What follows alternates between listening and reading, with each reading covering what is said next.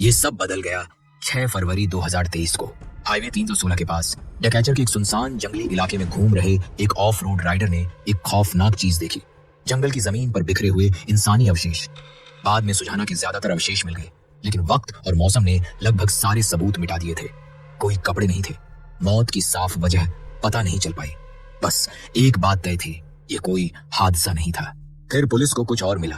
अवशेषों से करीब 100 फीट दूर जमीन पर एक पिस्तौल पड़ी थी, एक ग्लॉक 19।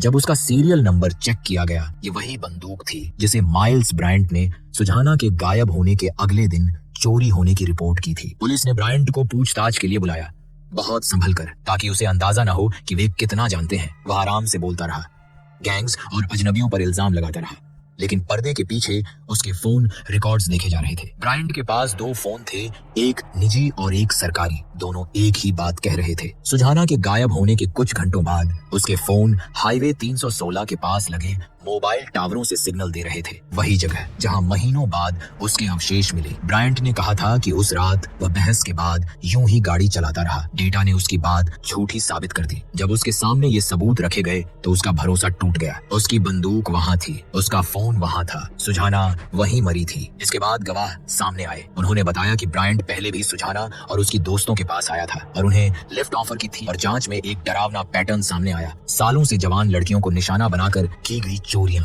अपार्टमेंट्स में घुसने की कोशिशें, अपनी पहुंच और ताकत का गलत इस्तेमाल। जून 2024 में 2 साल बाद माइल्स ब्रायंट अदालत में खड़ा था। सरकारी वकीलों ने एक सिहरन पैदा करने वाली तस्वीर पेश की। एक ऐसा आदमी जिसने अपनी वर्दी को हथियार बनाया, ओहदे को जाल। बचाव पक्ष ने कहा कि कोई डीएनए नहीं है, कोई सीधा गवाह नहीं है, मौत की वजह साफ नहीं है, लेकिन जूरी को एक भी अकेला सबूत नहीं चाहिए था। सिर्फ 2 घंटे की सोच विचार के बाद फैसला आ गया। हर आरोप में दोषी, हत्या, फेलोनी मर्डर और अपहरण। माइल्स ब्रायंट को बिना पैरोल के उम्र कैद की सजा सुनाई गई। सुजाना के परिवार के लिए यह इंसाफ बहुत देर से आया। वह लड़की वापस नहीं आ सकती थी जो संगीत से प्यार करती थी, जो यह सोचकर घर लौट रही थी कि वह महफूज है। उसकी मां ने कहा कि उसने लगभग 7 महीने तक अपनी बेटी का इंतजार किया और कई मायनों में वह आज भी इंतजार कर रही है। कभी कभी शिकारी अंधेरे में नहीं छिपा होता, कभी कभी वह रोशनी में खड़ा होता है, बैज पहने, बंदूक लिए, और बस इस इंतजार में कि कोई उस पर यकीन कर ले। माइल्स ब्रायंट को लगा था कि उसकी पोजीशन उसे बचा लेगी।